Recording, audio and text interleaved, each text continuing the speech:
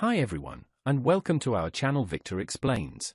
In today's video is about how to easily fix error 0x800706 in Windows 10 Update with new method.